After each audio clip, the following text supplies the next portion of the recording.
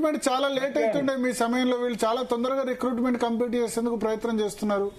Job calendar ఎక్కడ ఉంది భరత్ గారు? జాబ్ క్యాలెండర్ ఎప్పుడైనా రిలీజ్ చేసి రవిలు ఎన్ని ఖాళీలు ఉన్నాయి, ఎన్ని ఖాళీలు భర్తీ చేస్తుర్రు, ఎన్ని నోటిఫికేషన్ రిలీజ్ చేసిన ఆ ఖాళీలలో ఇదేమన్నా క్లారిటీ ఉందా ఈ గవర్నమెంట్ కి? అసలు ఈ ముఖ్యమంత్రి గారికి పరిపాలన పట్ల అనుభవమే లేదు. ఫస్ట్ ఆఫ్ ఆల్ ఆయన తీసుకుంటున్నటువంటి నిర్ణయం పట్ల తన సొంత కేబినెట్ లోనే వ్యతిరేకత ఉంటుంది. సొంత కేబినెట్ లో ఉన్న మంత్రులు సైతం ఆయన వ్యతిరేకిస్తారు. అసలు ఈయన కేబినెట్ 14 మంది ఉన్నారు ఇప్పుడు సబ్జెక్ట్ టు కరెక్షన్. ఆ 14 మంది నికార్సుగా నిండుగా ఏ ఒక్క రోజు కూడా కేబినెట్ ఫామ్ అయినట్టు కనబడతలేదు. ఒక మీటింగ్ కి ఒకరు వస్తే ఒకరు రారు, ఇంకొకరు వస్తే ఇంకొకరు రారు. మరి సరైన నిర్ణయాలు ఎప్పుడు తీసుకుంటారు వీళ్ళు?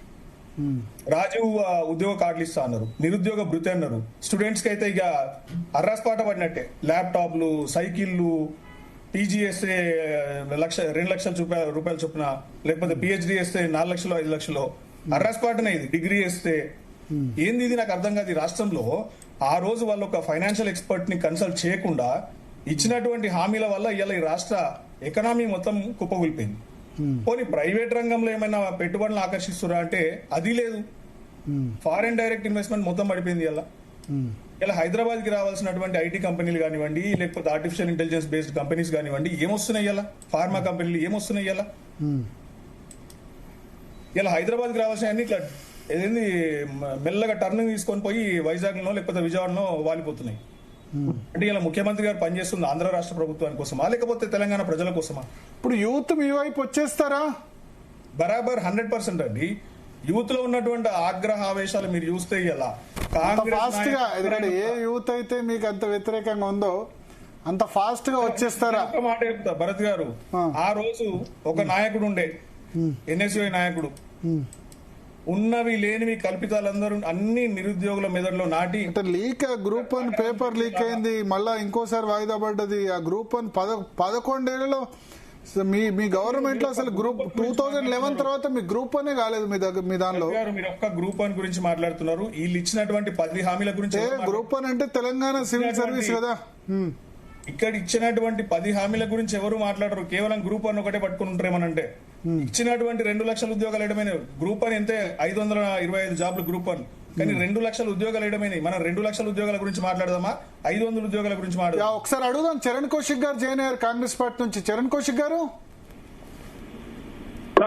నమస్తే అండి. నమస్తే. ఏమైంది 2 లక్షల ఉద్యోగాలు? మొదటి సంవత్సరమే అన్నారు. మొదటి సంవత్సరం కాదు, 2.5 సంవత్సరాలు అవుతున్నాయి సార్. మీరు నిరుద్యోగులకి 2 లక్షల ఉద్యోగాలు ఇస్తామని చెప్పిన మాట వాస్తవం. అదే కాకుండా తెలంగాణ రాష్ట్రంలో కాంగ్రెస్ ప్రభుత్వం అధికారంలోకి వచ్చిన తర్వాత ఒక్క పేపర్ లీక్ జరగకుండా తెలంగాణ రాష్ట్రంలో ఉద్యోగాలు కల్పించింది కాంగ్రెస్ ప్రభుత్వం. మేము ఏదైతే మేనిఫెస్టోలో పెట్టిన విధంగా 2 లక్షల ఉద్యోగాలు ఇవ్వలేకపోవచ్చు, కానీ ఎక్కడ చిన్న పేపర్ లీక్ జరగలేదు. నిరుద్యోగులకి ఏజ్ పెంచమంటే ఏజ్ పెంచింది రాష్ట్ర ప్రభుత్వం. అదే కాకుండా టీజీపీఎస్ రాజకీయ పునరావాస కేంద్రంగా మేము వాడుకోలేదు. 11 సంవత్సరాల తర్వాత గ్రూప్ 1 563 ఉద్యోగాలు రాష్ట్ర ప్రభుత్వం కల్పించింది. అదే కాకుండా sir group 1, group 2, group 3, group 4 set 2 సార్లు నిర్వహించి, డిఎస్సి నిర్వహించి నిరుద్యోగులు ఏజ్ పెంచమంటే రాష్ట్ర ప్రభుత్వం పెంచింది. కాబట్టి ఇప్పుడు బీఆర్ఎస్ పార్టీ ఏంటంటే మొసలి కన్నీరు కాస్తుంది. 13 పేపర్ లీక్ అయినాయి వారు ఆయనతో పట్టించుకున్న పాపాన పోలేదు. ప్రవళిక అనే అమ్మాయి చనిపోతే లవ్ పేరుతో చనిపోయిందని చెప్పి కేటీఆర్ గారు అవమానపరిచి ఇప్పుడు నిరుద్యోగుల పేరు మీద నిరుద్యోగుల మీద మొసలి కన్నీరు పరిచే ప్రయత్నం చేసేట సార్. అదే కాకుండా వాళ్ళట 2011లో కావచ్చు, 12లో కావచ్చు, 13, 14లో కూడా నోటిఫికేషన్ ఇచ్చి కోర్టు కేసు ఉన్నటువంటి ఏదైతే నోటిఫికేషన్ వాటికి సంబంధించి కేసీఆర్ ప్రభుత్వంలో ఉద్యోగాలు ఇచ్చారు. దాన్ని కూడా వాళ్ళ అకౌంట్లో వేసుకున్నారు. ఇప్పుడు మాత్రం కాంగ్రెస్ ప్రభుత్వం బీఆర్ఎస్ ప్రభుత్వంలో నోటిఫికేషన్ వచ్చిన వాడికి కాంగ్రెస్ ప్రభుత్వం వచ్చిన తర్వాత కోర్టు కేసు క్లియర్